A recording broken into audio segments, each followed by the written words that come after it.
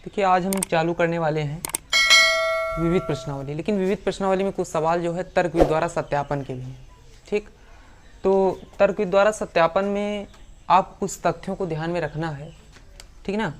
तो सबसे पहले आपको ध्यान में रखना होगा कि अगर कोई अवयव यक्स बिलोंग करता है ए यूनियन बी में, तो आप ये कह सकते हैं कि यक्स बिलोंग करेगा ए या एक्स बिलोंग करेगा बी, ठीक ना। यहाँ पे आप यदि और केवल ये चिन्ह काहे का है, if and only if and only if, ठीक ना, यदि और केवल यदि का।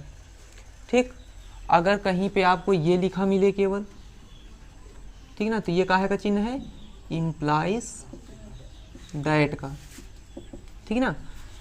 तो इसी तरह से अगर x belongs to A intersection b हो, तब आप क्या कह सकते हैं कि x बिलोंग्स टू a और x बिलोंग्स टू b होगा। ठीक, इसके बाद अगर x belongs to a minus b हो,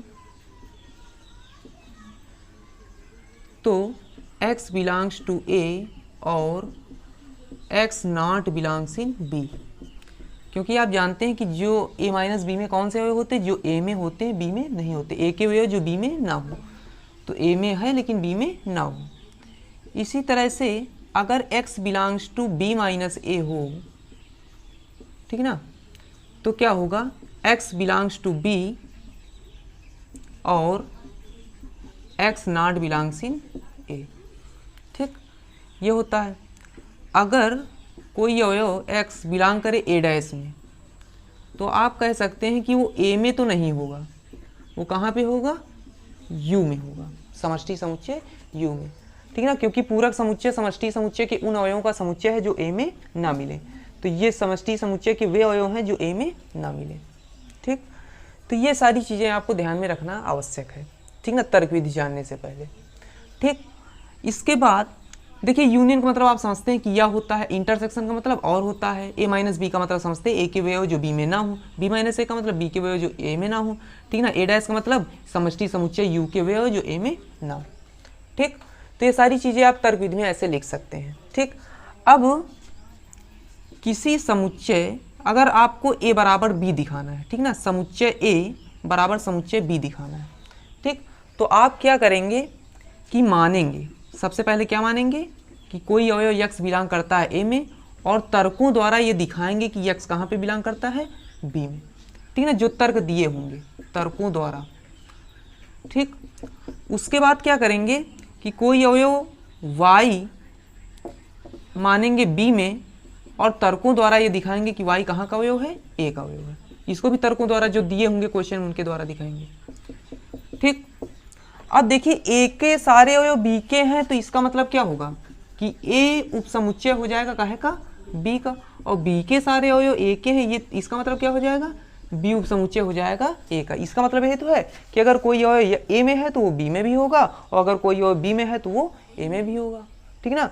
तो इसका मतलब a b का उपसमुच्चय है, b a का उपसमुच्चय है, अर्थात a का प्रत्येक अवयव b में है, b का प्रत्येक अवयव a में है, ठीक ना। तो अगर a का प्रत्येक अवयव b में है, b का प्रत्येक अवयव a में है, तो कौन सी परिभाषा बन जाती है, समान समुच्चय की। समान समुच्चय की परिभाषा क्या होती है, अगर दो समुच्चय a और b इस प्रकार हैं कि a का प्रत्येक अवयव b में है, b का प्रत्येक अवयव a में है, तो a और b एक दूसरे के क्या कहलाते हैं, समान समुच्चय। तो समीकरण 1 और 2 से आप क्या लिख देंगे, समान समुच्चय की परिभाषा से, समान समुच्चय की परिभाषा से a इक्वल टू b। ठीक, तो जैसे कोई क्वेश्चन आपको मिलता है और उसमें आपको किन्हीं दो समुच्चयों को बराबर दिखाना, तो आप यही काम करेंगे, मानेंगे कोई अवयव यक्स पहले समुच्चय में, उसको दूसरे वाले में दिखाएंगे, फिर कोई अवयव y दूसरे समुच्चय में, उसको पहले समुच्चय में दिखाएंगे, तो इससे आएगा a का प्रत्येक अवयव b में और b का प्रत्येक अवयव a में, तो समान समुच्चय परिभाषा से a बराबर b आ जाएगा, ठीक ना। बाकी आपको वितरण नियम बताया ही है, वितरण नियम देख लें कि वितरण नियम क्या होते हैं, ठीक ना। तो वितरण नियम को देख लें, इनको सभी को आप लोगों को नोट कर लेना है, ठीक ना। तो देखें वितरण नियम का भी कहीं कहीं यूज है, तो देखिए वितरण नियम क्या होता है,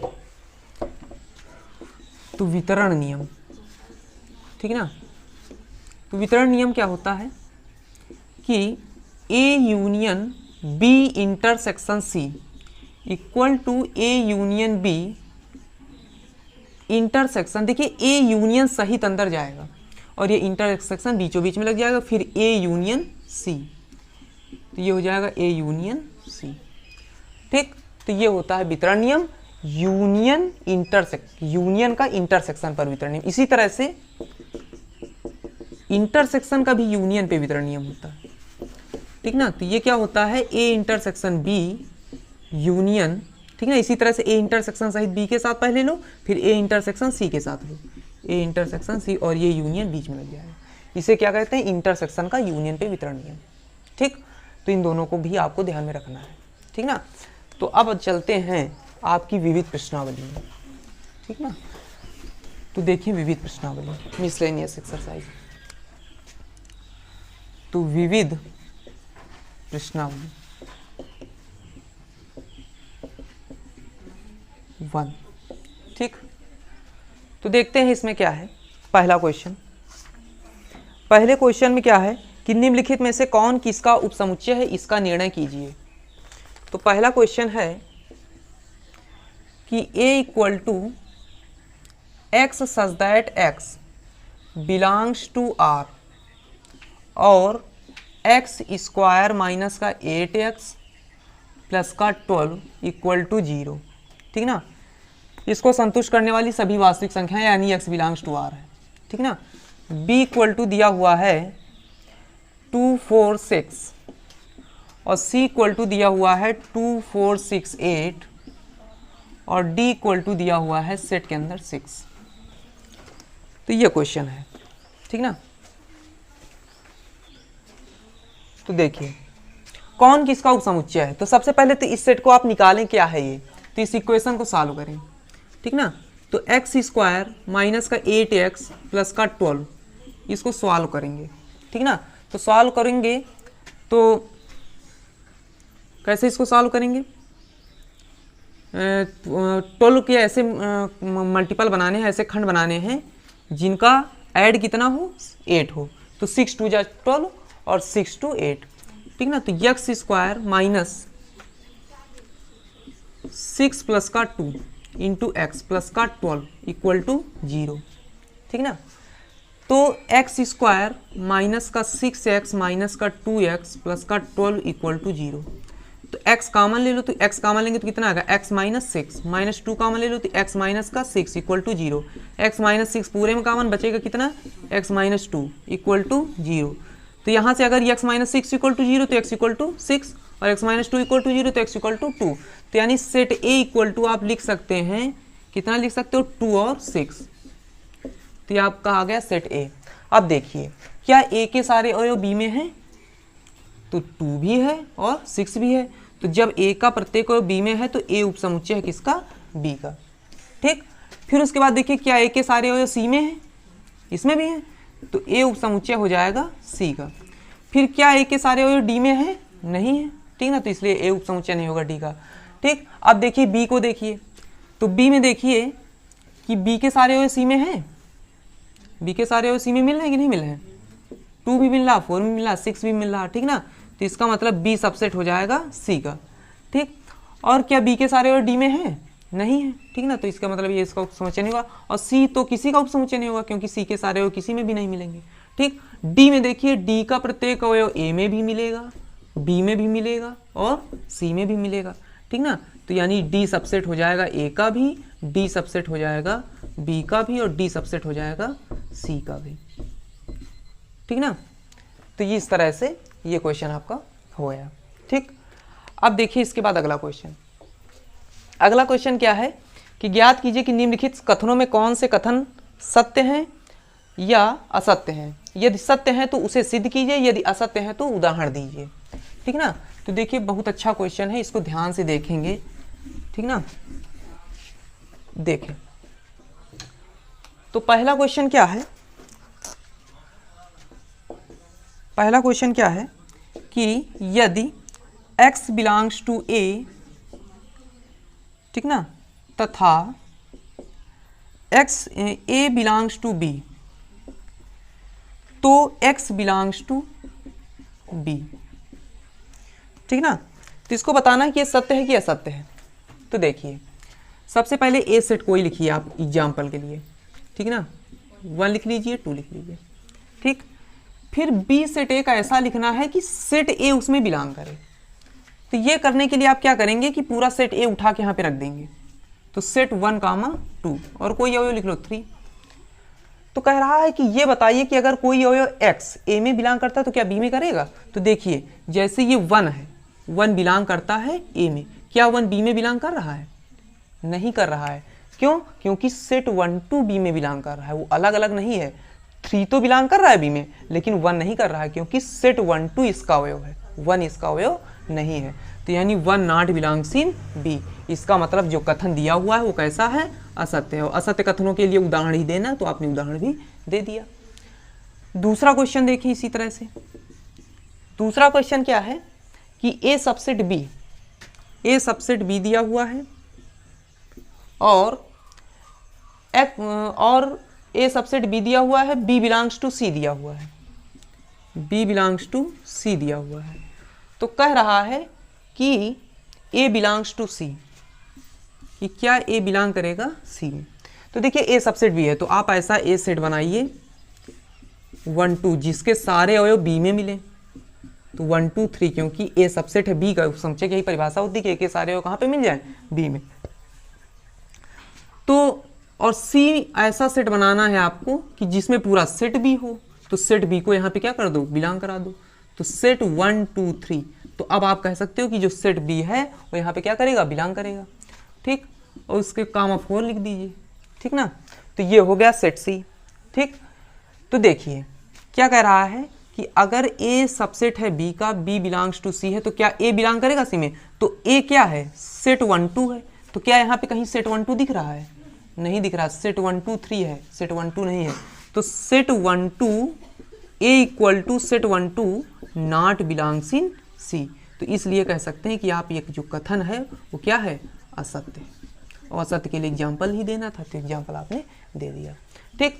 अब इसी तरह से देखिए क्वेश्चन नंबर 3। तो क्वेश्चन नंबर 3 देखें। क्वेश्चन नंबर 3 क्या है कि ए सबसेट बी है, ठीक ना।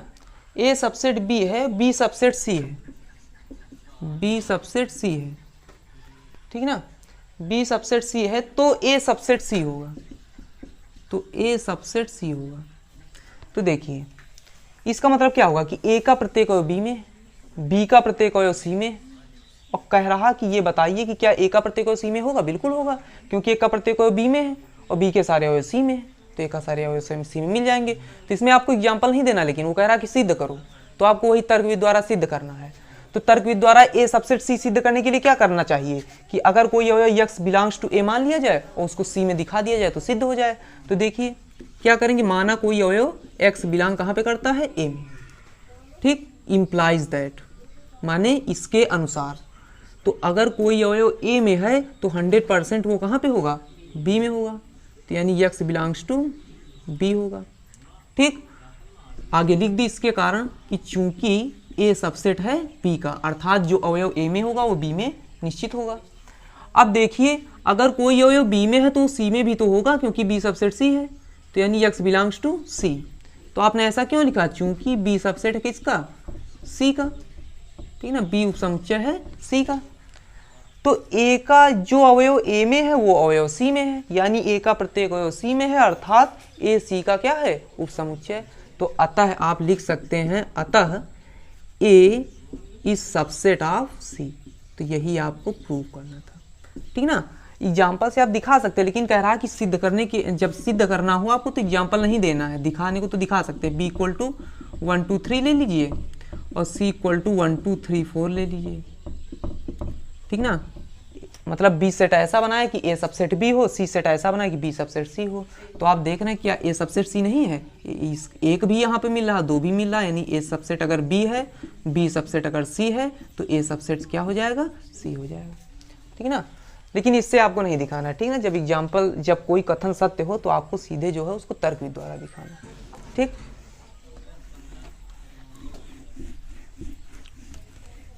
अब इसके बाद देखते हैं अगला question, question number 4। Question number 4 क्या है? क्वेश्चन नंबर 4 है कि यदि A not subset of B, यदि A not subset of B और B not subset of C, B not subset of C, तो कह रहा है कि A not subset of C, A not subset of C।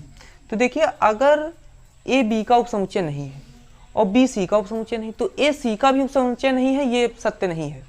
ठीक ना। एग्जाम्पल के लिए जैसे मान लीजिए आप लें कि A इक्वल टू 1 2, ठीक ना, और B इक्वल टू ले लीजिए 2 3,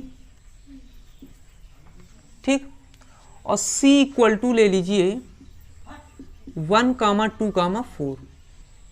ठीक, तो आप यहाँ पे देख रहे हैं कि A B का सबसेट नहीं है और B भी C का सबसेट नहीं है।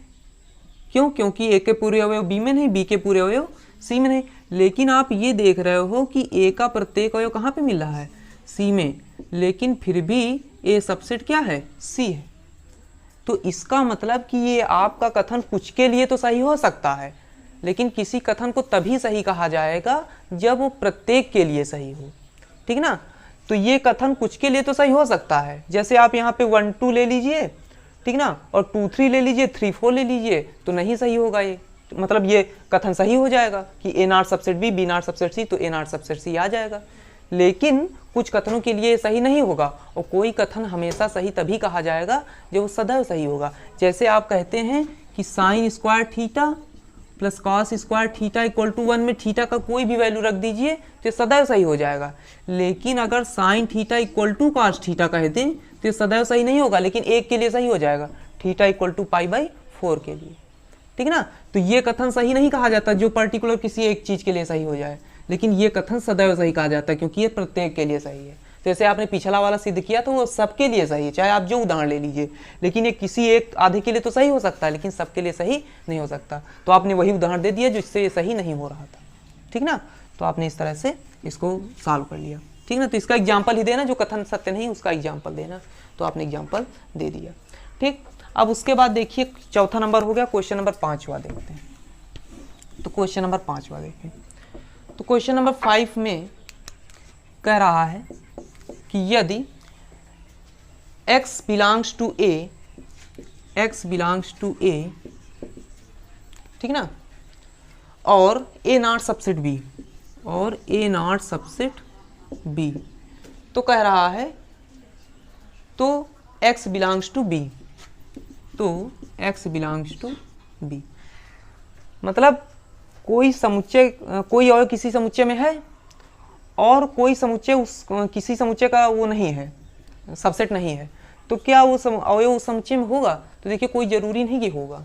जैसे मान लीजिए कि A इक्वल टू आप ले लें 1 2 और B अपसेट ऐसा आपको लेना है कि A के सारे और B में ना मिले। ठीक ना। तो आप 2 3 ले लीजिए B को, क्योंकि पहले ही आपसे कह दिया कि आपको A सेट ऐसा लेना है कि B का उपसमुच्चय ना बने। अगर समुच्चय बनना होता तो फिर यहाँ पे 1 2 3 ले लेते तो बन जाता। ठीक। तो कह रहा है कि अगर कोई अवयव x A में है तो B में भी होगा, इसकी गारंटी है क्या? तो देखिए जैसे 1 है, 1 A में तो है लेकिन 1 B में नहीं है। अच्छा, एक आधे के लिए तो सही हो सकता है कि 2 1 में A में है और 2 B में भी है, ठीक ना, लेकिन एक के सही होने से पूरा कथन सही होगा नहीं, वो तो सभी सही होगा जब सबके लिए सत्य होगा। तो इसलिए ये कथन क्या हो जाएगा? असत्य हो जाएगा, क्योंकि यहाँ पे x बिलोंग्स टू B दिया हुआ है, इसलिए कथन असत्य होगा। उसका आपने एग्जाम्पल भी दे दिया। ठीक ना। तो ये हो गया। इसके बाद देखिए क्वेश्चन नंबर 6 इसी का। तो क्वेश्चन नंबर 6 में देखिए, क्वेश्चन नंबर 6 में क्या है कि यदि A सबसेट B है, A सबसेट B है और x not belongs to B, x not belongs to B, तो x not belongs to A। देखिए ये बात बिल्कुल सही दी हुई है। ठीक ना। कैसे सही दी हुई है कि देखिए A B का क्या है? उपसमुच्चय है। A B का उपसमुच्चय, तो जो अवयव A में होगा वो B में होगा 100%। लेकिन अगर कोई अवयव B में नहीं तो वो तो A में मिल ही नहीं सकता। जैसे कि मान लीजिए अगर आप एग्जाम्पल लें A इक्वल टू 1 2, ठीक ना, और b इक्वल टू क्या ले लें, 1 2 3 ले लें, इसी हिसाब से कि a सबसेट b बन जाए। तो देखिए अगर कोई अवयव जैसे 4 है, 4 अगर b में नहीं मिल रहा है तो निश्चित तौर पे a में भी नहीं मिलेगा, क्योंकि a के अवयवों में कुछ अवयव मिलाकर ही तो b बना है, क्योंकि a b का क्या a b का उपसमुच्चय है, ठीक ना। तो अगर जो अवयव b में नहीं मिलेगा तो a में तो नहीं मिल सकता। हाँ ये है कि अगर कोई अवयव b में है तो a में ना मिले, वो तो हो सकता है कि b में है तो a में ना मिले, कि मान लो 3 बिलोंग्स टू b है तो a में ना मिले, लेकिन ये नहीं हो सकता कि 4 अगर b में नहीं है तो फिर वो a में मिल जाए। तो अगर 4 इसमें मिल जाएगा तो फिर a काहे लिए इसका उपसमुच्चय ही होगा। मान लीजिए कि यहाँ पे आप 4 रख दें तो आपकी ये बात गलत हो जाएगी ना कि a सबसेट b आप जो लेके चल रहे हैं कि a के सारे अवयव b के हैं। तो इसका मतलब ये कथन जो है वो सत्य है कि अगर कोई अवयव b में नहीं है तो वो a में नहीं होगा।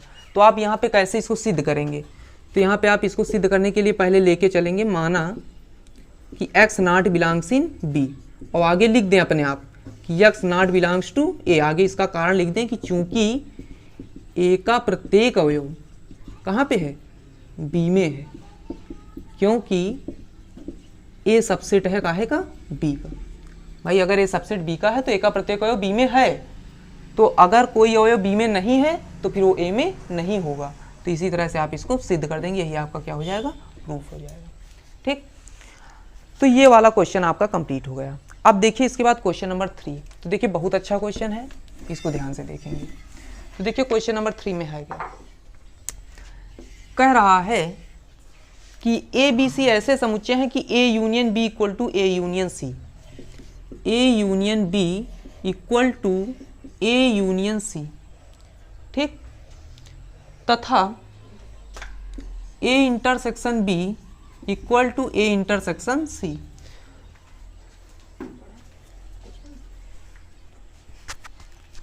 ठीक ना। तो देखिए A intersection B equal to A intersection C, तो आपको दर्शाना है कि b इक्वल टू सी, ठीक ना। तो देखिए a union b equal to a union c है और a intersection b equal to a intersection c है, तो आपको क्या दिखाना है, b इक्वल टू c। ठीक, तो इसको दिखाने के लिए देखो करेंगे क्या, बिल्कुल एक सिंपल तरीका है कि आप a union b equal to a union c लेके चले। ठीक, a यूनियन c लेके चले।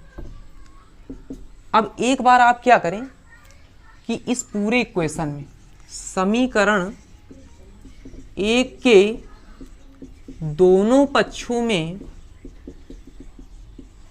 इंटरसेक्शन बी ले लें, ठीक ना, इसके दोनों पक्षों में इंटरसेक्शन बी ले लें। तो A union B intersection B equal to A union C intersection B. ठीक, तो देखिए अब यहाँ पे वितरण नियम आप लगा देंगे। वितरण नियम यहाँ पे लगाने की जरूरत नहीं, क्योंकि A union B intersection B की वैल्यू क्या हो जाएगी, बी हो जाएगी। क्यों, क्योंकि जैसे मान लीजिए आप एग्जाम्पल के लिए जैसे मान लीजिए कि ए इक्वल टू आपका 1 2 है, बी इक्वल टू आपका 2 3 है, और आप ए यूनियन बी निकालें तो कितना आएगा, 1 2 3।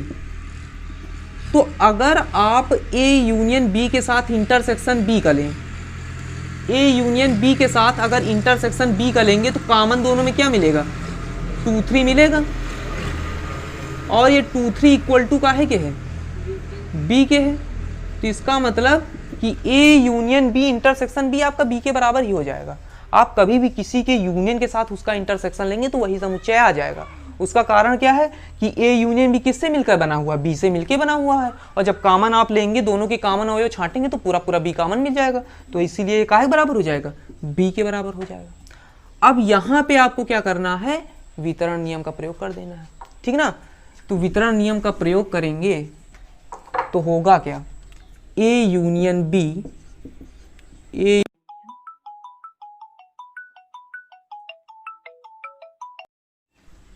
देखिए अब यहाँ पे वितरण नियम लगाएंगे तो होगा क्या कि वितरण नियम लगाएंगे तो इंटरसेक्शन सहित इसके साथ आएगा पहले, तो क्या होगा, ए इंटरसेक्शन बी, बीच में आएगा यूनियन, सी इंटरसेक्शन बी को हो चाहे बी इंटरसेक्शन सी को हो, बात वही है, ठीक ना। लिख दिया आपने कि A intersection B union B intersection C, ठीक ना। तो इसको मान लीजिए इक्वेशन नंबर फर्स्ट, ठीक। तो एक बार आपने इंटरसेक्शन इसी वाले इक्वेशन में लिया था बी का, तो आ गया बी। अब इसी तरह से चूंकि सी लाना है ना, जब बी लाना था तो इंटरसेक्शन बी ले लिया, अब सी लाना तो इंटरसेक्शन सी ले लो, ठीक ना। तो समीकरण एक के दोनों पक्षों में इंटरसेक्शन सी लेने पर,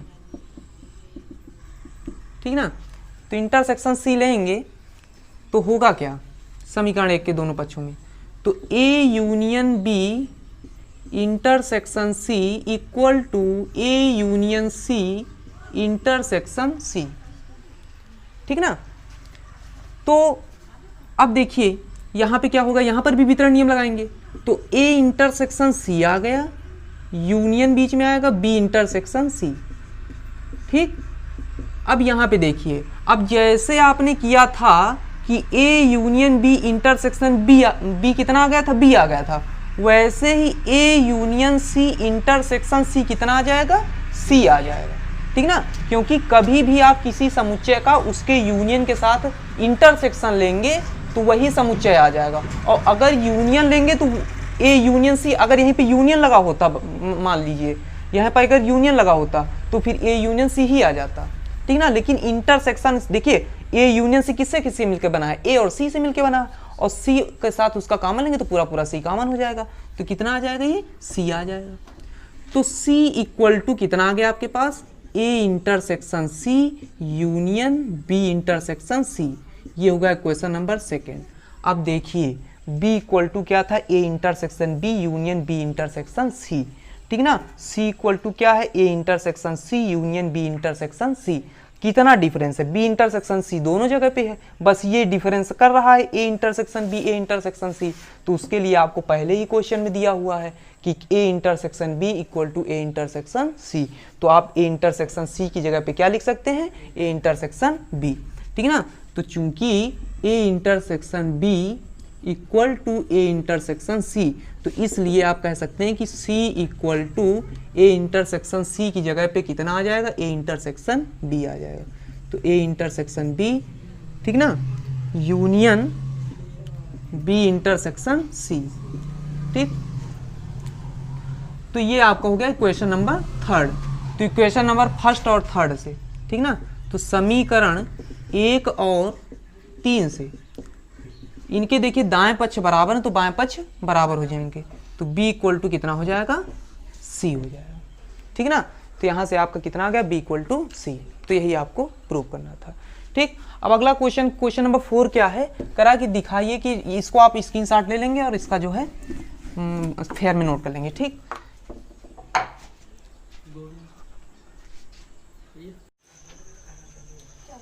देखिए क्वेश्चन नंबर 4 में क्या है कि दिखाइए कि निम्नलिखित 4 प्रतिबंध तुल्य हैं, ठीक ना। कहने का मतलब यह है कि अगर कोई एक प्रतिबंध सही हो जाए तो 3 अपने आप सही हो जाएंगे, ठीक।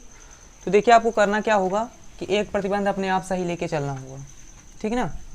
तो सबसे पहले मान लीजिए कि ए इक्वल टू कितना है, ऐसा लीजिए ए कि ए के सारे वे बी में मिल जाएँ, ठीक ना। तो 1 2 ले लिया और बी कितना ले लें, 1 2 3 ले लें, ठीक ना। तो यहाँ पे आप देख सकते हैं कि ए के सारे अवयव कहाँ पे हैं, बी में, इसलिए कह सकते हैं कि ए सबसेट क्या है, बी का, ठीक। अब देखिए ए माइनस बी 5 होगा कि नहीं होगा, तो देखिए ए माइनस बी होता क्या है, ए के वे एलिमेंट जो बी में ना मिले। तो देखिए ए में क्या ऐसा कोई एलिमेंट है जो बी में नहीं मिलेगा, ऐसा कोई एलिमेंट नहीं, तो जब कुछ नहीं तो क्या लिखेंगे, 5 लिखेंगे, ठीक। फिर ए यूनियन बी निकालेंगे, ठीक ना।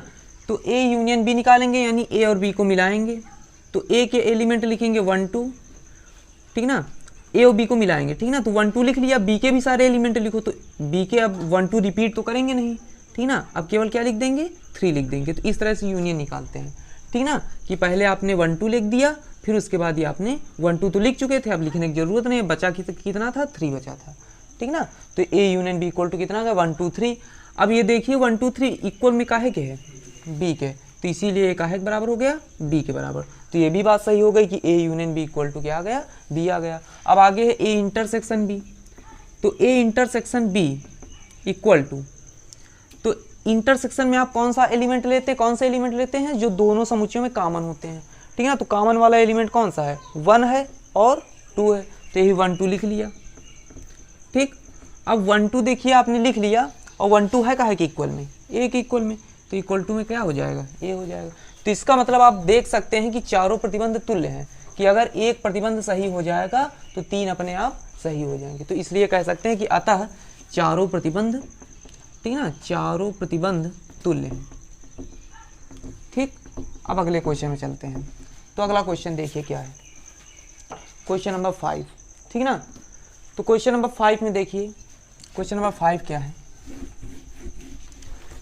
क्वेश्चन नंबर 5 में है कि दिखाइए कि ए सबसेट बी, ए ये दिखाना है कि यदि ए सबसेट बी है, इफ ए सबसेट बी, तो देन आपको क्या प्रूव करना है कि C minus B is subset of C minus A, ठीक ना, is subset of C minus A. देखिए आपको एक बात बताई थी कि अगर A सबसेट B है, यानी A B का अगर उपसमुच्चय है, तो A के सारे अवयव कहाँ पे होंगे, B में होंगे।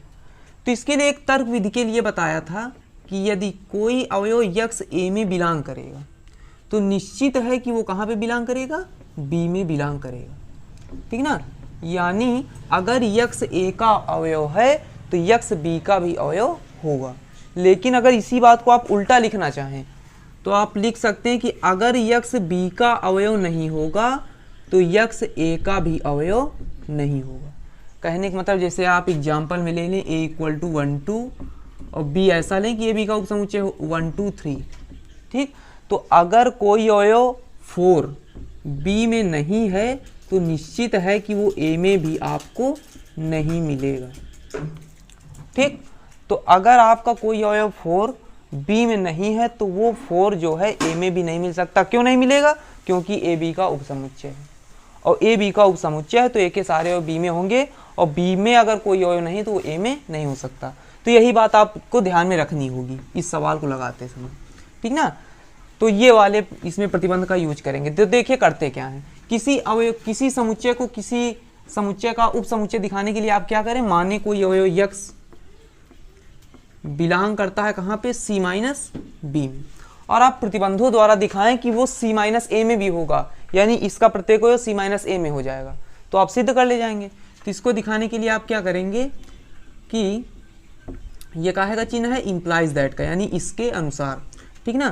तो यक्ष C माइनस बी का मतलब क्या है, C के अवयव जो B में ना हो, मतलब X C में होगा लेकिन B में नहीं होगा, तो यक्ष बिलोंग्स टू C और X not belongs in B, आप ये कह सकते हैं, ठीक। लेकिन आपको एक बात और पता है, क्यों, चूंकि A सबसेट B है, और अगर A सबसेट B है तो जो अवयव B में नहीं होगा तो फिर वो अवयव A में भी नहीं होगा, ठीक ना। तो यक्ष बिलोंग्स टू C तो रहेगा, लेकिन यहाँ पे आप क्या लिख देंगे, यक्ष नॉट बिलोंग्स टू A, ठीक ना।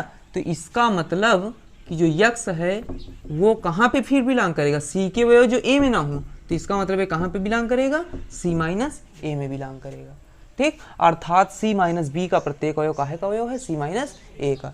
तो इसलिए आप कह सकते हैं उपसमुच्चय की परिभाषा से, उपसमुच्चय की परिभाषा से क्या होती है उपसमुच्चय की परिभाषा, कि अगर A का प्रत्येक अवयव B में मिल जाए तो वो क्या हो जाएगा, A B का उपसमुच्चय। तो C माइनस बी का प्रत्येक अवयव C माइनस ए में है, इसलिए C minus B is subset of C minus A, ठीक ना। तो ये आप लिख सकते हैं, ठीक। यही आपको प्रूव करना था, ठीक ना। तो तर्क से इस तरह से आप प्रूव कर सकते हैं, ठीक। अब अगला क्वेश्चन में देखते हैं, क्वेश्चन नंबर 6। तो क्वेश्चन नंबर 6 में आ जाइए। तो क्वेश्चन नंबर 6 क्या है, क्वेश्चन नंबर 6 है कि मान लीजिए कि PA equal to PB, PA equal to PB दिया हुआ है। तो कह रहा है कि आप ये क्वेश्चन बताइए कि सिद्ध कीजिए, तो आपको सिद्ध करना है, ठीक ना, प्रूव करना है। क्या प्रूव करना है कि A इक्वल टू B, ठीक, ये आपको प्रूव करना है, ठीक। तो देखिए इसको कैसे प्रूव करते हैं। देखिए PA का मतलब क्या होता है कि A का घात समुच्चय, घात समुच्चय की परिभाषा बताई है कि ए के सभी उप समुच्चयों के समुच्चय को क्या कहते हैं, घात समुच्चय। मतलब ए के सारे आप सबसेट लिख दीजिए और उनको सेट के अंदर बंद कर दीजिए, तो क्या हो जाता है, घात समुच्चय। ठीक, तो देखिए आपको ए बराबर बी दिखाना है, और हमने आपको बताया है कि जब कभी भी आपको किन्हीं दो सेट्स को बराबर दिखाना हो, ठीक ना, तो आपको क्या करना होगा, एक बार ए सबसेट बी दिखाना होगा, एक बार बी सबसेट ए दिखाना होगा। तो इसको दिखाने के लिए आप क्या करेंगे, मानेंगे कोई एलिमेंट x वो बिलोंग करता है कहाँ पे, ए में, और प्रतिबंधों द्वारा आप दिखाएंगे कि वो कहाँ पे करता है, बिलोंग बी में। तो देखिए सबसे पहले इसमें एक दिया क्या हुआ, अगर कोई अवयव x है वो अगर ए में बिलोंग करता है, ठीक ना, तो आपको पता है कि अगर आप इसको सबसेट बनाएं, ठीक ना, अब ये मान लीजिए, जैसे मान लीजिए a इक्वल टू आपको दिया हुआ 1 2, इसके आप सबसेट लिखना चाहें तो क्या करेंगे, 1 देखिए बिलोंग करता है ए में, है ना, एक जो है एक अवयव है, तो जो सेट 1 होगा वो उसके और ए के बीच में कहाँ का चिन्ह लगेगा, सबसेट का चिन्ह लगेगा, ठीक ना। अब ये सबसेट किसका अवयव होता है, पावर सेट ऑफ ए का। जब पावर सेट ऑफ ए लिखते हैं तो आप क्या लिखते हैं, 5 लिखते हैं, ठीक ना, और क्या लिखते हैं, 1 लिखते हैं, ठीक, और क्या लिखते हैं, 2 लिखते हैं, ठीक, और 1 2 लिखते हैं। तो अब सेट 1 क्या होगा, सेट 1 जो है वो पावर सेट ऑफ ए में क्या करेगा, बिलोंग करेगा, क्योंकि अब सेट 1 इसका क्या हो गया, अवयव हो गया। तो वही आप यहाँ पे लिखेंगे कि अगर x ए का अवयव है तो सेट x काहे का अवयव होगा, पावर सेट ऑफ ए का अवयव होगा, क्योंकि सेट x ए का उपसमुच्चय है, उपसमुच्चय सारे कहाँ पे होते हैं, घात समुच्चय होते हैं, ठीक है ना। तो set x power set of A का क्या होगा, उपसमुच्चय होगा, वो सॉरी बिलोंग करेगा, ठीक ना। अब देखिए इससे आपको एक बात और पता चलेगी, क्योंकि दिया हुआ P A equal to P B, यानी जो अवयव पी के हुए पी बी के भी हैं, ठीक ना, तो मतलब आप पी ए की जगह पे पी बी लिख सकते हैं, यानी सेट x जो होगा वो बिलोंग करेगा पी बी में भी। आगे इसका कारण भी लिखेंगे, चूंकि P A equal to P B दिया हुआ क्वेश्चन है, ठीक। अब देखिए, अब जब यहाँ से आप सेट हटाएंगे, इसको बना देंगे एलिमेंट, तो ये एलिमेंट कहाँ पे बिलोंग करेगा, बी में बिलोंग करेगा। जैसे मान लीजिए कि सेट 2, ठीक ना, सेट 2 कहाँ पे बिलोंग करता है, पी ए में बिलोंग करता है। तो अगर अवयव 2 की बात की जाए तो कहाँ पे बिलोंग करता है, ए में बिलोंग करता है। तो वही बात आपने यहाँ पे लिखी कि सेट x बिलोंग करता है पी बी में, तो जो अवयव x होगा वो बिलोंग करेगा कहाँ पे, बी में। तो इससे आपने दिखाया कि ए में जो भी अवयव है वो कहाँ पे है, बी में है। तो आगे लिख सकते हैं उप समुच्चय की परिभाषा से,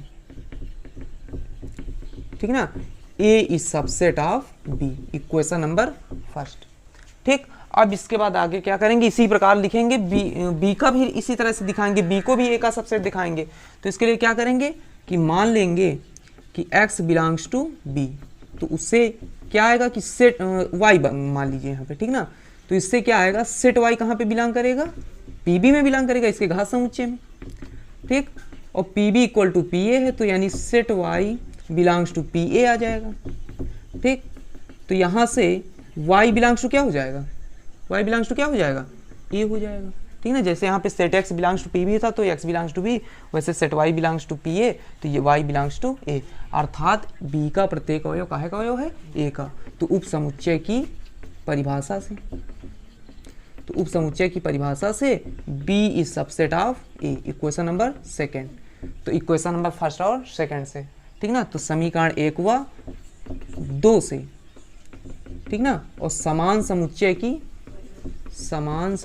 की परिभाषा से क्या आ जाएगा कि a का प्रत्येक अवयव b में है, b का प्रत्येक अवयव a में है, अर्थात a और b कैसे समुच्चय हो जाएंगे, समान समुच्चय हो जाएंगे, यानी a इक्वल टू आपने b प्रूव कर दिया, ठीक ना। यही आपको प्रूव करना था, ठीक ना। देखो स्क्रीन में आ रहा है, स्क्रीन में आ रहा है ना वो, ठीक। तो यानी आपको a इक्वल टू b इसी तरह से प्रूव करना होगा, ठीक। तो देखिए अगर कोई किसी चीज़ में आपको डाउट हो तो आप लोग जो है कमेंट बॉक्स में लिख के पूछ सकते हैं, ठीक ना। अब इसके बाद देखिए क्वेश्चन नंबर 7, क्वेश्चन नंबर 7 देखिए, क्वेश्चन नंबर 7 क्या है, क्या दिया हुआ है कि किन्हीं भी दो समुच्चयों ए और बी के लिए क्या यह सत्य है कि P A union P B equal to P A union B, P A union P B equal to P A union B, क्या यह सत्य है, तो बिल्कुल ये गलत है, ठीक है ना। और गलत कथनों को आपको हमेशा कैसे प्रूव करना है, उदाहरणों से प्रूव करना है, ठीक है ना। सही कथनों को तर्क द्वारा प्रूव करना है और गलत कथनों को उदाहरण देके प्रूव करना। तो देख लीजिए कि मान लीजिए कोई सेट है 1 2, बी कोई सेट है 2 3, ए यूनियन बी निकाल लीजिए, ठीक ना। तो ए यूनियन बी निकालेंगे तो कितना आएगा, 1 2 3 आएगा, ठीक। तो अब देखिए पावर सेट ऑफ ए निकालिए। तो पावर सेट ऑफ ए निकालेंगे तो पावर सेट ऑफ ए कैसे निकालेंगे सभी को पता होगा, अगर नहीं पता तो आप पिछले वीडियो को देख सकते हैं, ठीक ना। तो इसमें क्या करेंगे, सबसे पहले उपसमुच्चय लिखेंगे सारे, ठीक ना, सारे सबसेट लिखो इसके। तो पहला उपसमुच्चय क्या होता है, 5, ठीक ना, क्योंकि रिक्त समुच्चय 5 प्रत्येक समुच्चय का उपसमुच्चय होता है। फिर अलग अलग करके सारे एलिमेंट्स के सेट बनाइए। सेट 1 हो जाएगा, फिर सेट 2 हो जाएगा, फिर सेट 1 2। क्यों हुआ सेट 1 2, क्योंकि प्रत्येक समुच्चय स्वयं का उपसमुच्चय होता है, ठीक। स्वयं का उचित उपसमुच्चय नहीं होता लेकिन उपसमुच्चय होता है, यानी प्रॉपर सबसेट नहीं होता लेकिन सबसेट होता है, ठीक। इन्हीं उपसमुच्चयों के समुच्चयों को क्या कहते हैं, समुच्चय बनाने के लिए आपने क्या किया, बस मझले कोष्ठक में बंद कर दिया। तो इसी के उपसमुच्चय, यही पूरा उपसमुच्चयों का समुच्चय क्या कहलाता है, घात समुच्चय, ठीक। ये हो गया। इसके बाद इसी तरह से पी भी निकालिए। तो पी भी निकालेंगे इसी तरह से। तो 5 लिखा, सेट 2 लिखा, ठीक ना, सेट 3 लिखा और सेट 2 3 लिखा, ठीक। तो ये आपका पावर सेट ऑफ बी हो गया। अब power set of A union B निकाल लीजिए। Power set of A union B यहाँ पे निकाल लीजिए। तो power set of A union B, ठीक। तो सबसे पहले आप क्या लिखेंगे, 5 लिखेंगे, ठीक। फिर सारे एलिमेंट्स को अलग अलग करके सेट बना दीजिए, ठीक ना। फिर दो दो एलिमेंट्स को जोड़ जोड़ के बना दीजिए, 1 2 2 3 1 3, फिर 1 2 3, ठीक ना, ठीक। तो ये आपका पी ए यूनियन बी हो गया। तो पी ए यूनियन बी तो आपने निकाल लिया, अभी P A union P B बचा है, तो P A union P B निकाल लीजिए। तो P A union P B, union का मतलब मिला देना, तो मिलाएंगे दो सेट को। तो पहले तो 5 आएगा, ठीक ना, फिर सेट 1 सेट 2, ठीक ना। सेट 1 2 लिखने से पहले देखिए 5 लिख चुके, 2 लिख चुके, 3 नहीं लिखा ना, तो पहले 3 लिख लीजिए। फिर सेट 1 2 लिख लीजिए, है ना। सारे एलिमेंट्स को आप मिला रहे हैं, बस रिपीट नहीं करना है, इतना ध्यान रखना, ठीक। तो ये P A union P B हो गया। अब ये इक्वेशन फर्स्ट हो गया, ये इक्वेशन सेकंड हो गया। तो इक्वेशन फर्स्ट और सेकंड से आप देख सकते हैं कि ये दोनों के आपस में बराबर हैं, तो बिल्कुल बराबर नहीं है, क्योंकि कुछ एलिमेंट्स तो कॉमन हैं, लेकिन यहाँ पे देखिए सेट 1 3 है, यहाँ पे सेट 1 3 नहीं है, यहाँ पे सेट 1 2 3 है, यहाँ पे सेट 1 2 3 नहीं है, ठीक ना। तो इसलिए आप कह सकते हैं कि इसके सारे हो इसमें नहीं है, ठीक ना, या फिर इसके सारे हो इसमें नहीं है। तो इसलिए आप कह सकते हैं कि P A union P B is not equal to, ठीक ना, आवश्यक रूप से नहीं, कुछ एक के लिए सही हो सकता है लेकिन आवश्यक रूप से सही नहीं होगा, ठीक ना। तो is not equal to P A union B, ठीक। अच्छा, इसको तो लगा लेंगे सभी लोग। एक एग्जाम्पल का क्वेश्चन है उसको भी देख लें, ठीक ना। एग्जाम्पल का क्वेश्चन है इसी तरह का, ठीक ना। तो अब कौन सा एग्जाम्पल है आप लोग अपनी बुक में देख लीजिएगा, ठीक। उसमें क्या है कि ये बताना है, प्रूफ करना है कि P A intersection P B equal to P A intersection B होगा कि नहीं होगा। तो ये सही हो जाएगा, ठीक ना। अगर यहीं पे आप P A intersection P B ले लेते तो ये सही हो जाएगा। और सही कथन है उसको सिद्ध करने के लिए आप क्या करेंगे, तर्क विधि का प्रयोग करेंगे, ठीक ना। तो इसमें भी दो सेट को बराबर दिखाना है। तो दो सेट को बराबर दिखाने के लिए एक बार इसको इसका सबसेट दिखाओ, एक बार इसको इसका सबसेट दिखाओ। तो मान लो, माना कोई सेट x, ठीक ना, ये कैपिटल X जो है वो बिलोंग करता है P A intersection P B में, ठीक। तो आपको ये पता है कि अगर x P A intersection P B में है तो पी ए में भी होगा और पी बी में, क्योंकि x कॉमन रहा होगा तभी P A intersection P B में आया होगा, ठीक ना। और वैसे भी आपको पता है कि इंटरसेक्शन का मतलब क्या होता है, और होता है, ठीक ना। तो x belongs to P A और x belongs to P B, ठीक। ये कैपिटल में x लिया है क्योंकि ये सेट है, ठीक ना, क्योंकि ये पूरा पूरा क्या है, सेट है, इसलिए कैपिटल में ले लिया है। अवयव होता है तो उनको स्मॉल में ले लेते हैं, ठीक। अब इसके बाद देखिए, अब अगर सेट x पी ए में है तो आपको पता है कि सेट x ए का क्या होगा, उपसमुच्चय होगा। ठीक ना।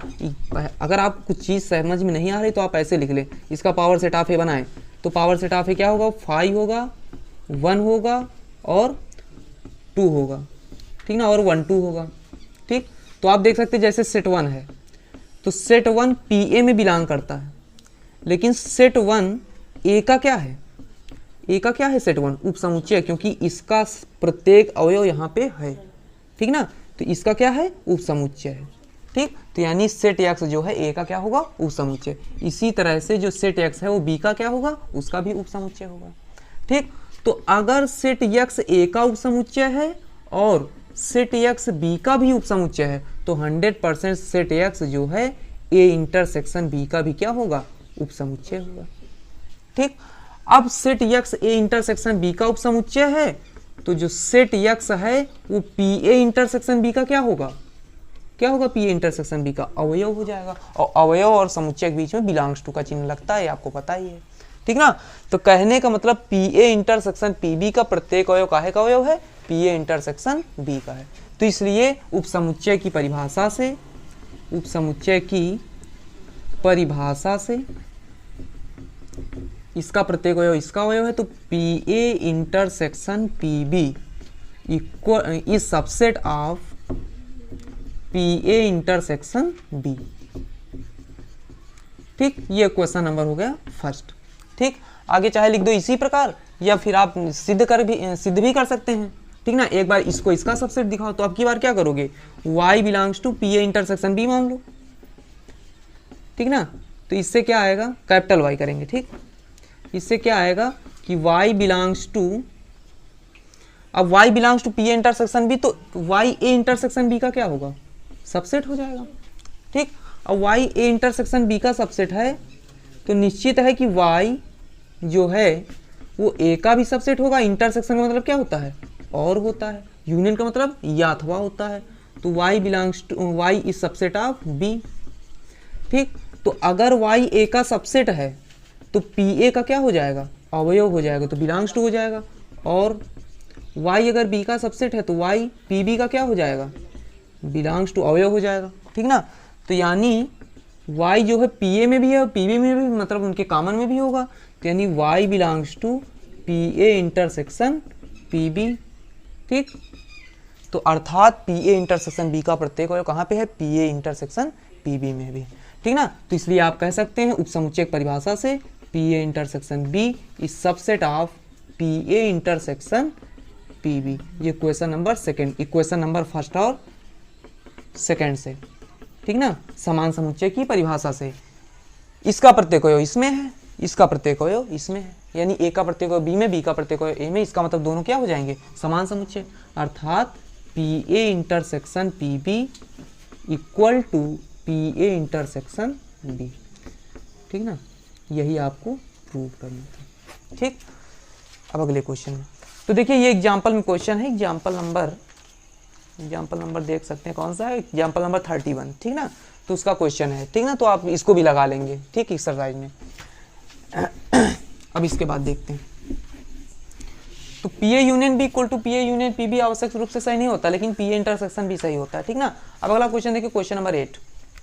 तो क्वेश्चन नंबर 8 में देखिए क्या है, क्वेश्चन नंबर 8 में है कि किन्हीं दो समुच्चयों के लिए सिद्ध करना है ए और बी के लिए कि ए इक्वल टू दिया हुआ है A intersection B union A minus B, union A minus B, ये दिया हुआ है।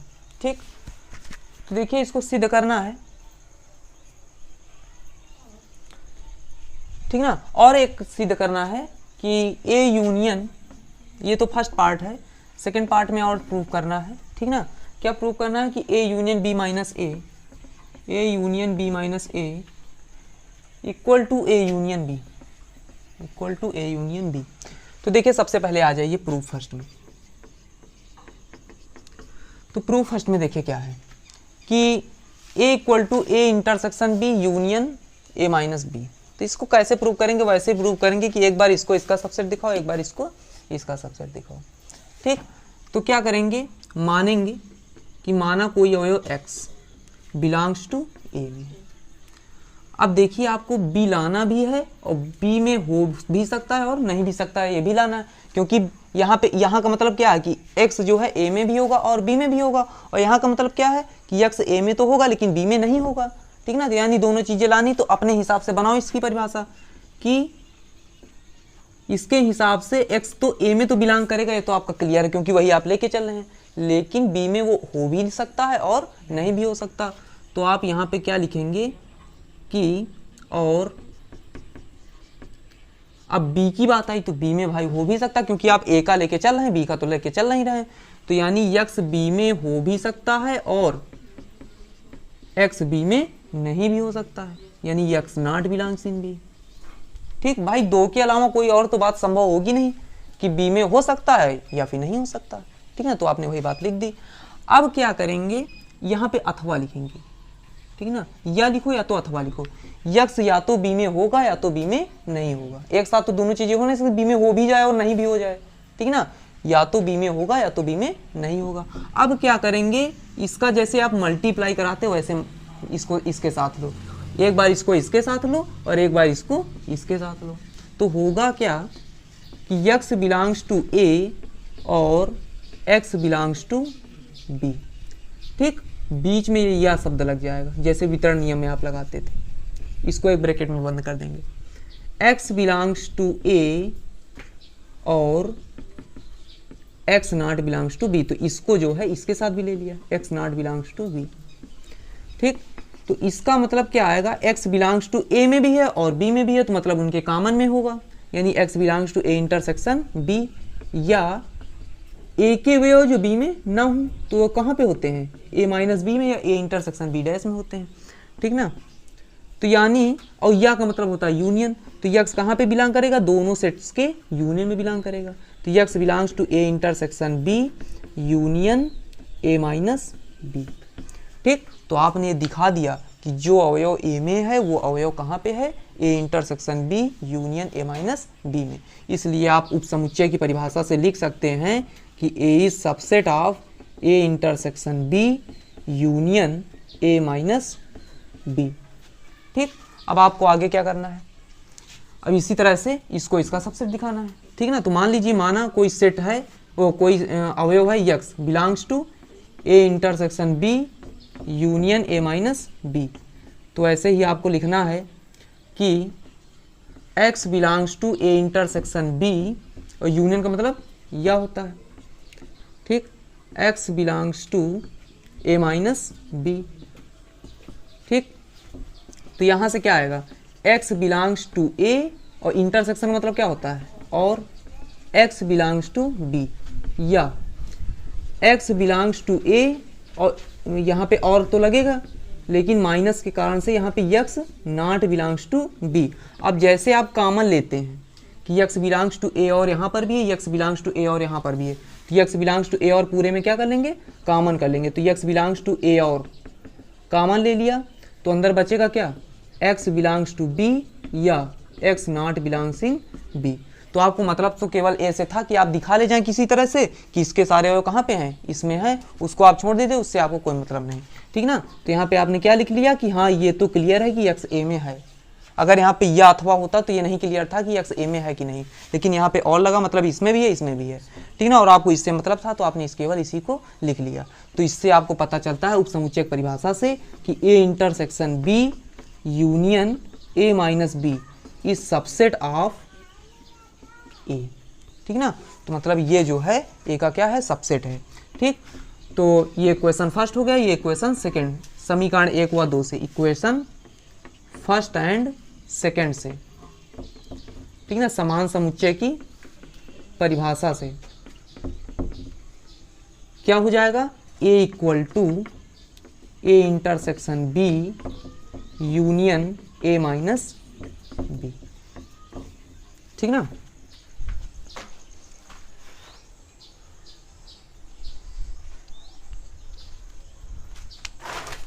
अब इसके बाद देखिए क्वेश्चन नंबर सेकंड पार्ट इसी का, ठीक ना।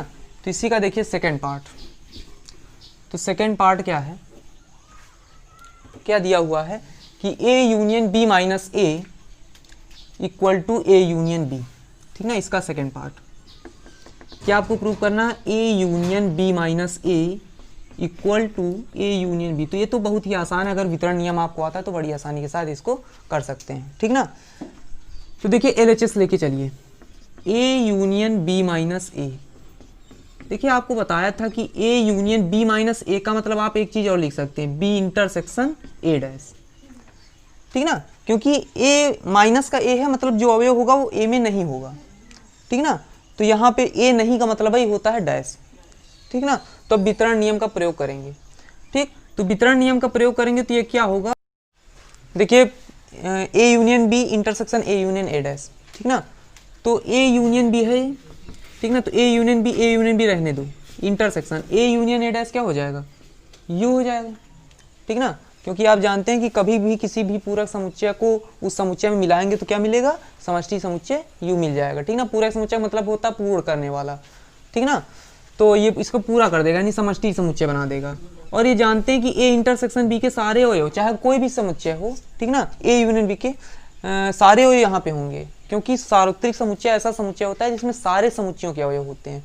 तो पूरा पूरा इसमें कॉमन मिल जाएगा, तो कॉमन पूरा पूरा मिल जाएगा, तो कॉमन वाले अवयव इंटरसेक्शन में लिखते हैं। तो यानी यहाँ पे कितना आ जाएगा, ए यूनियन बी, यही तुम्हारा क्या है, RHS, ठीक ना। तो ये आपका प्रूफ हो गया, ठीक।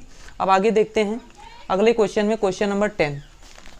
तो क्वेश्चन नंबर 9, अभी क्वेश्चन नंबर 9 में देखें। क्वेश्चन नंबर 9 क्या है कि आपको समुच्चयों के गुणधर्मों का प्रयोग करके प्रूव करना है A union A intersection B equal to A, ठीक ना। और दूसरा पार्ट प्रूव करना है कि A intersection A union B equal to A, ठीक। ये आपको प्रूव करना है, ठीक ना।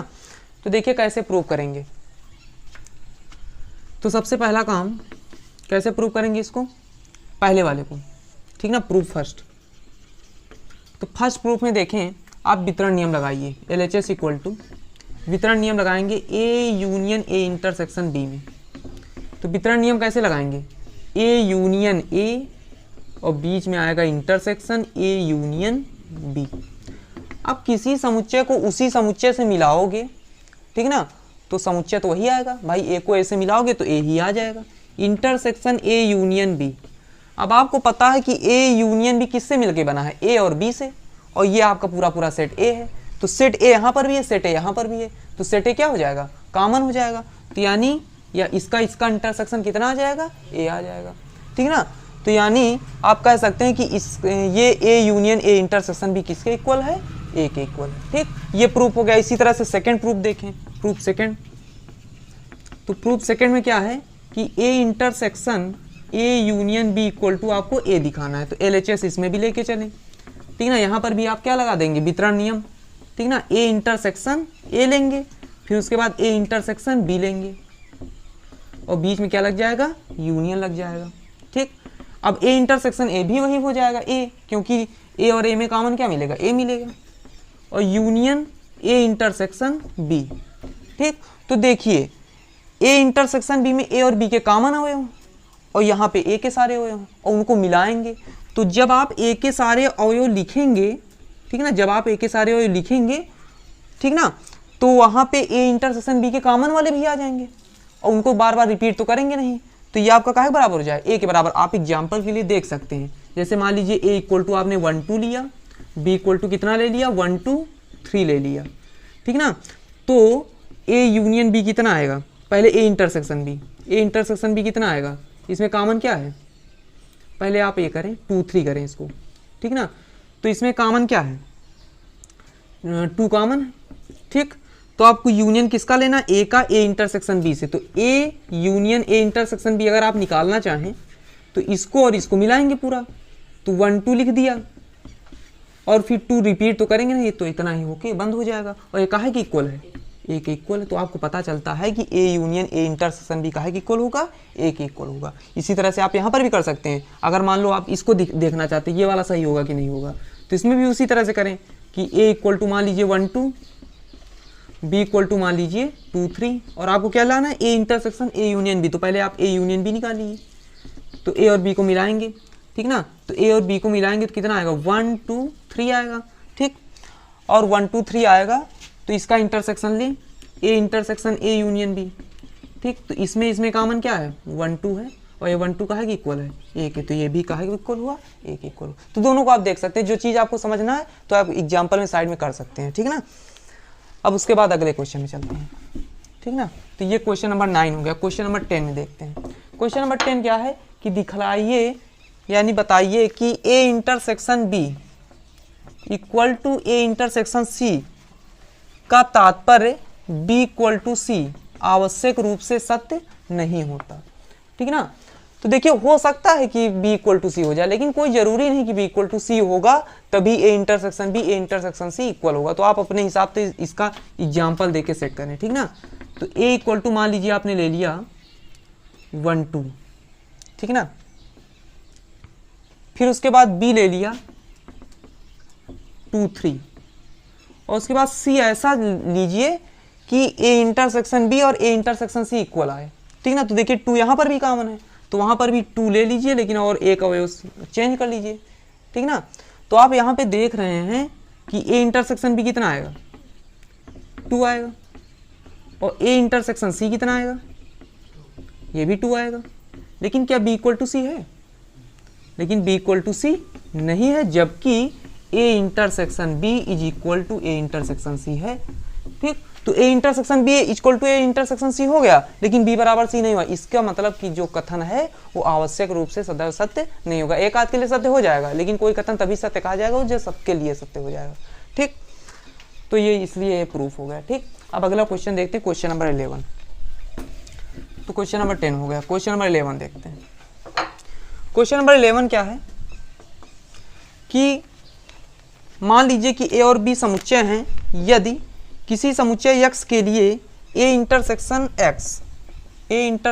x equal to b intersection x equal to phi तथा a union x equal to b union x equal to है, तो आपको बताना है, तो सिद्ध करना है कि a इक्वल टू b, ठीक।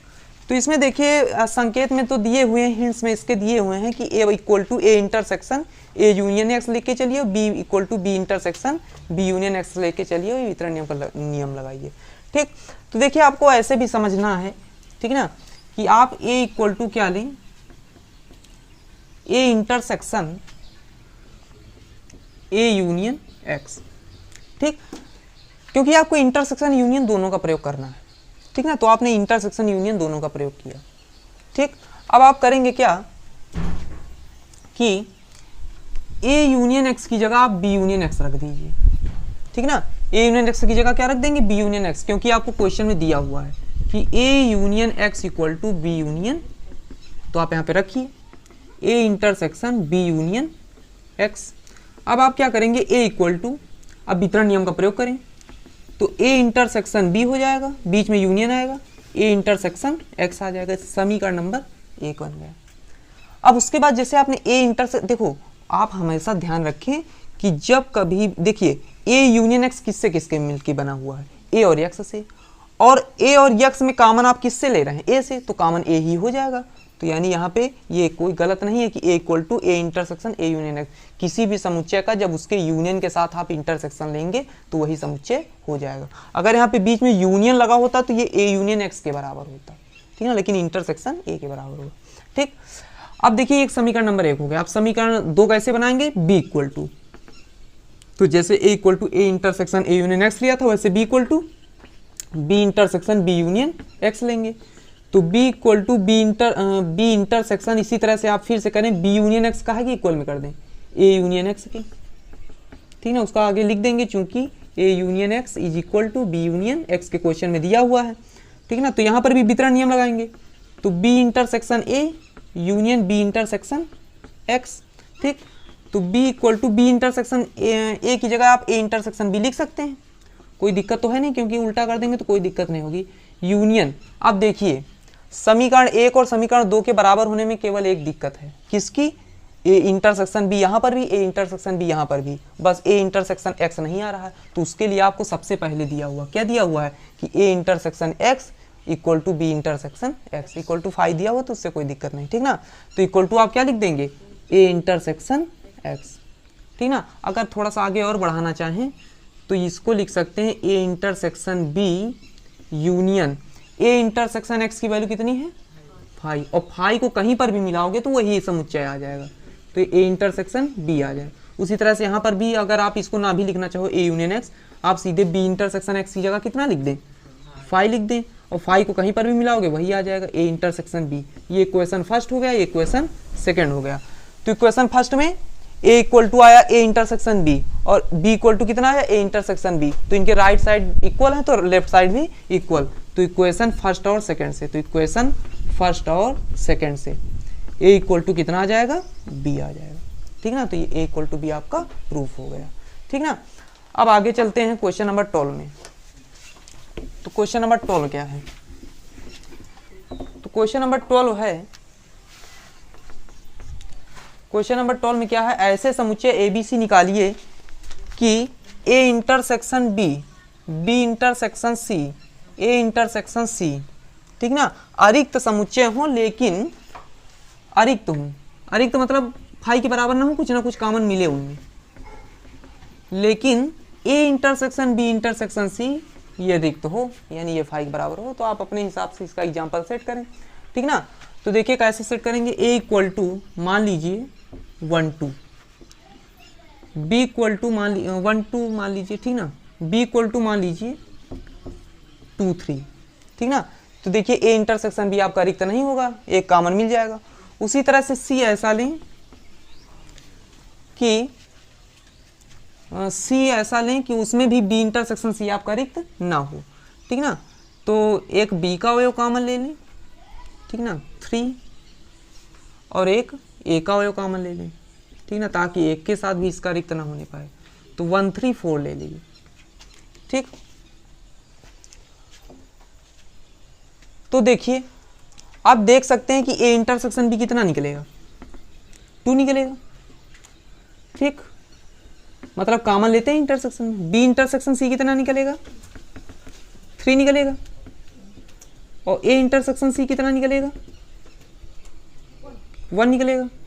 तो यानी वही बात आपकी फॉलो हो रही है कि ये तीनों कैसे समुच्चय हैं अरिक्त। अब अगर ये बात फॉलो हो जाए कि इनका तीनों का इंटरसेक्शन 5 होगा, तो A intersection B intersection C, तो ऐसा एलिमेंट ढूंढिए जो तीनों में हो। तो देखिए 1 तीनों में नहीं है, 2 भी जो है तीनों में नहीं, आगे आ जाइए 3 तो मिलेगा ही नहीं तीनों में, ठीक ना, 4 भी नहीं मिलेगा। तो यानी अगर तीनों का इंटरसेक्शन देखेंगे तो कितना आ जाएगा 5। तो जैसा आप सोच रहे थे वैसा आपने बना लिया, ठीक ना। तो बस यही आपका एग्जाम्पल हो जाएगा, ठीक। अब इसके बाद देखिए क्वेश्चन नंबर 13। क्वेश्चन नंबर 13 क्या है, क्वेश्चन नंबर 13 है, आपकी स्क्रीन में दिख रहा होगा। क्वेश्चन नंबर 13 क्या है कि किसी विद्यालय के 600 विद्यार्थियों के सर्वेक्षण से ज्ञात हुआ कि 150 विद्यार्थी चाय, 225 विद्यार्थी काफ़ी, 100 विद्यार्थी चाय और काफ़ी दोनों पीते हैं। ज्ञात कीजिए कितने विद्यार्थी ना तो चाय पीते हैं ना तो काफ़ी। यानी अब की बार जो 600 है वो यूनियन नहीं दोनों का, वो NU के अवयवों की संख्या है, समझिए। क्योंकि ऐसे भी कुछ लोग हैं जो ना तो चाय ना तो काफ़ी, तो जो दोनों समुच्चय में नहीं होंगे वो कहाँ पे होंगे, यू में होंगे, ठीक ना, उनके बाहर यू में होंगे, ठीक ना। तो NU की वैल्यू कितनी दी हुई है 600। तो 150 विद्यार्थी चाय पीते हैं, ठीक ना, तो यानी टी चाय पीने वाले कितने लोग हैं 150, और काफ़ी यानी NC की वैल्यू कितनी दी हुई है 150 विद्यार्थी चाय, 225 विद्यार्थी काफ़ी, ठीक ना, 225 विद्यार्थी काफ़ी, 100 विद्यार्थी दोनों चीज़ें पीते हैं, ठीक ना। तो यानी जो दोनों में कॉमन है, कॉमन वाले कहाँ पे होते हैं, इंटरसेक्शन में होते हैं, तो 100 लोग दोनों में हैं, ठीक। अब क्या कह रहा है कि ऐसे विद्यार्थियों की संख्या जो ना तो चाय पीते हैं और ना ही काफ़ी पीते हैं, ठीक। तो जो ना तो चाय पीते हैं ना तो काफ़ी पीते हैं, तो इनको आपको निकालना है, ठीक ना। तो आप कई तरीके से निकाल सकते हैं। देखिए पहले तो आप सूत्र से निकाल सकते हैं, फिर बताएंगे कि बेन आरेख से कैसे निकाल सकते हैं। तो सूत्र से देखिए, ना तो चाय यानी टी डैश, ना नहीं का मतलब डैश होता है, ठीक ना, ना तो चाय और ना तो काफ़ी यानी इंटर, और मतलब इंटरसेक्शन, और ना तो काफ़ी यानी डैश सी, ठीक। अब ये डी मॉर्गन के नियम से क्या हो जाएगा, टी यूनियन सी का होल डैश, और किसी का डैश यू में माइनस करके निकालते हैं, किसी ए डैश भी ए यू माइनस ऐसे निकालते हैं। तो एन यू में से इसको क्या कर देंगे, माइनस कर देंगे, ठीक। तो एन यू की वैल्यू कितनी है 600, और माइनस टी यूनियन सी की वैल्यू अभी आपको पता नहीं, तो टी यूनियन सी आप निकाल लीजिए। तो एंटी यूनियन सी निकाल लीजिए यहाँ पे। तो एंटी यूनियन सी निकालने के लिए फार्मूला क्या होता है, n T plus n C minus n T intersection C, ठीक ना।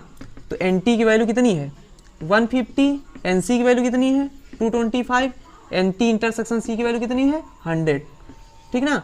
तो 150 में 100 जाएगा, कितना आएगा 50 आएगा, और 50 को यहाँ पे ऐड करेंगे तो कितना आएगा 275 आ जाएगा। तो 275 आएगा किसकी वैल्यू, या तो चाय या तो काफ़ी पीने वालों के लोग, ठीक है ना।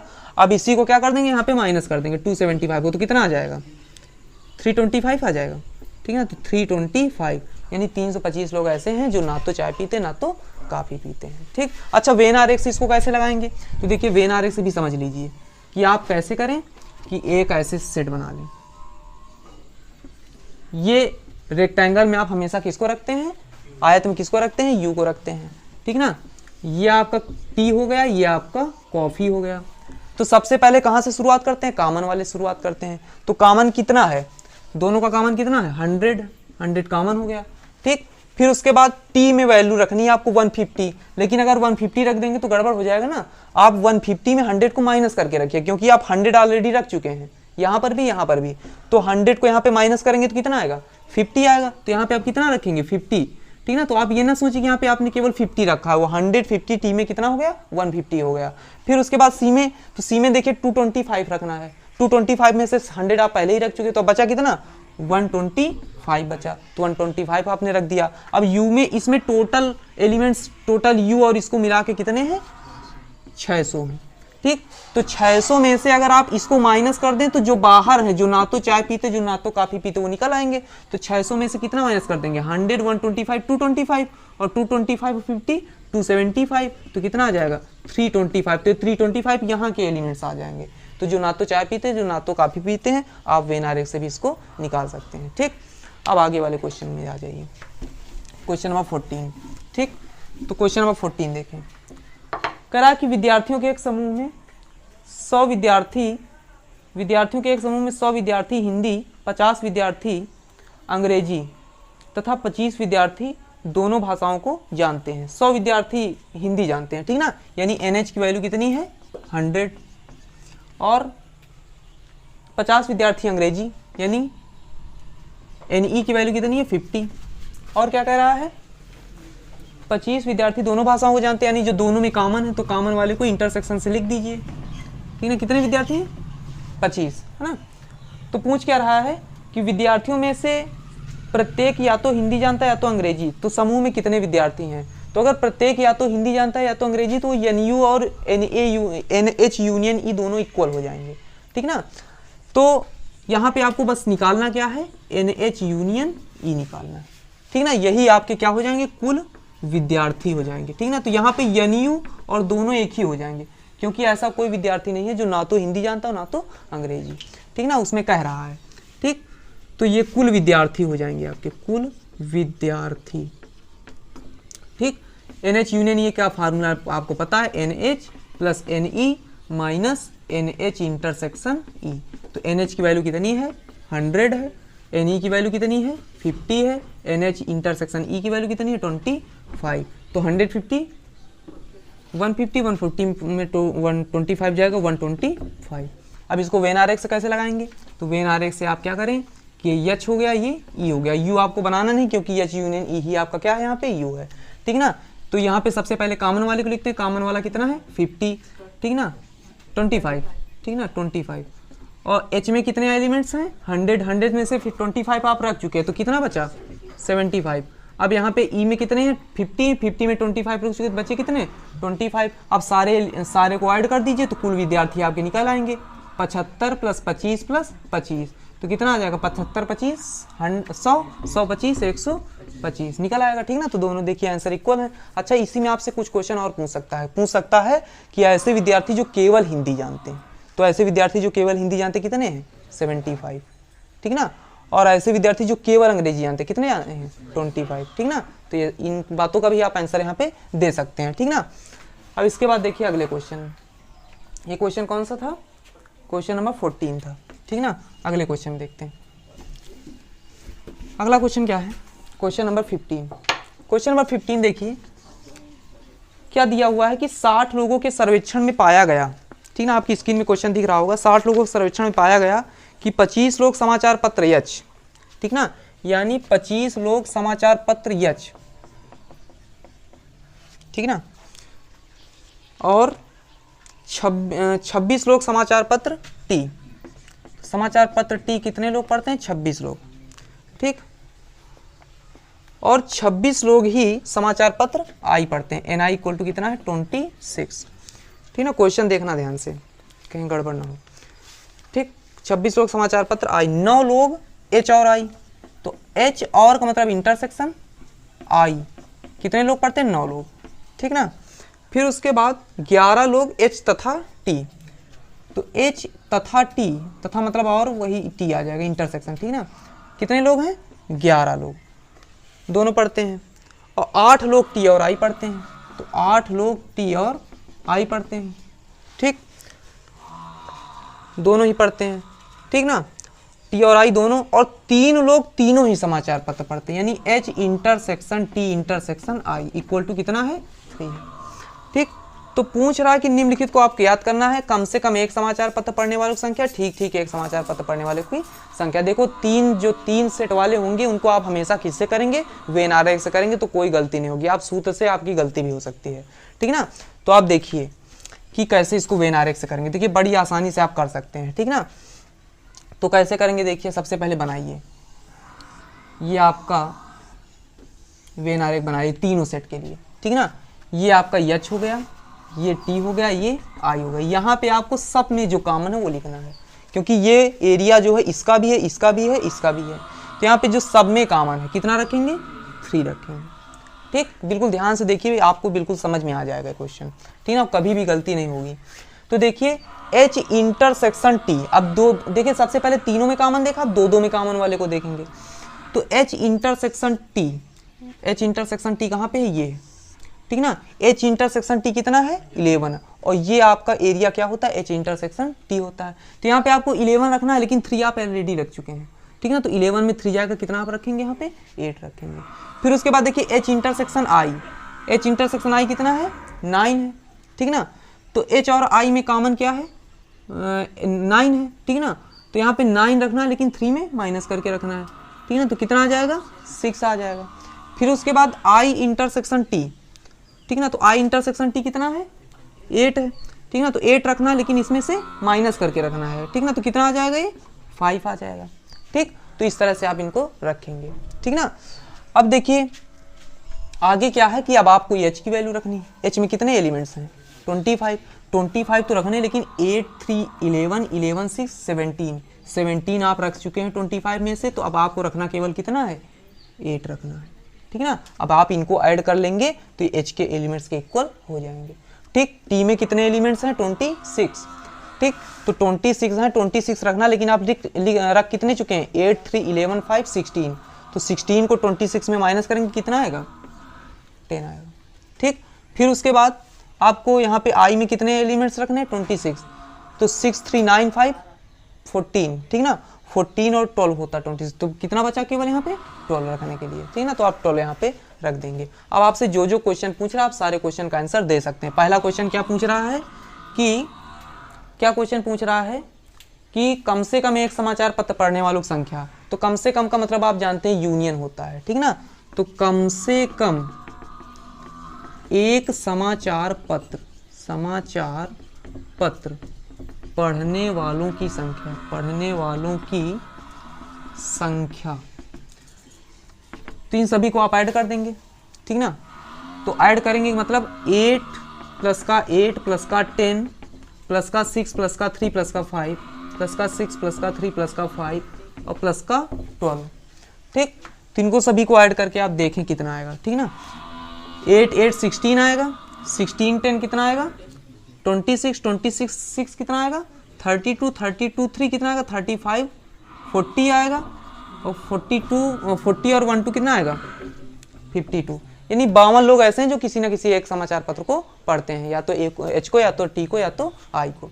फिर उसके बाद क्या कह रहा है कि ठीक एक समाचार पत्र पढ़ने वालों की संख्या। तो ठीक एक समाचार पत्र पढ़ने वालों की संख्या, पढ़ने वालों की संख्या। तो देखिए इसमें 8 लोग ऐसे हैं जो केवल एच को पढ़ते हैं, 10 लोग ऐसे हैं जो केवल टी को पढ़ते हैं, 12 लोग ऐसे जो केवल आई को पढ़ते हैं। मतलब ये ठीक ठीक है समाचार पत्र पढ़ने वालों की संख्या। तो इनको सभी को ऐड कर दीजिए। तो 8 प्लस का 10 और प्लस का 12 कितना आ जाएगा? 10 और 12 कितना? 22, 22 और 8 कितना आ जाएगा? 30। यानी 30 लोग ऐसे जो केवल एक समाचार पत्र पढ़ते हैं। ठीक ना। अब इसी में कोई और क्वेश्चन पूछ ले कि केवल समाचार पत्र आई पढ़ने वालों की संख्या, तो 10 हो जाएगी। ठीक ना। ठीक ठीक 2 समाचार पत्र पढ़ने वालों की संख्या, तो ये 8, 5 और 6 क्या है? ठीक ठीक 2 समाचार पत्र पढ़ने वाले लोग हैं। ठीक ना। तो सारे क्वेश्चन का आंसर आप यहाँ पे दे सकते हैं। ठीक ना। केवल समाचार पत्र एच पढ़ने वालों की संख्या कितनी है? 8 है। ठीक ना। तो सेम इसी तरह का क्वेश्चन 16 है, तो आप क्वेश्चन नंबर 16 अपने आप लगा लेंगे, और अगर नहीं लगे तो कमेंट बॉक्स में आप लगा के आप लोग कमेंट कर देंगे। ठीक ना। तो हम बता देंगे अगले वीडियो में। ठीक। तो ये एक्सरसाइज आप सभी लोग जो है कंप्लीट कर लीजिए। ठीक।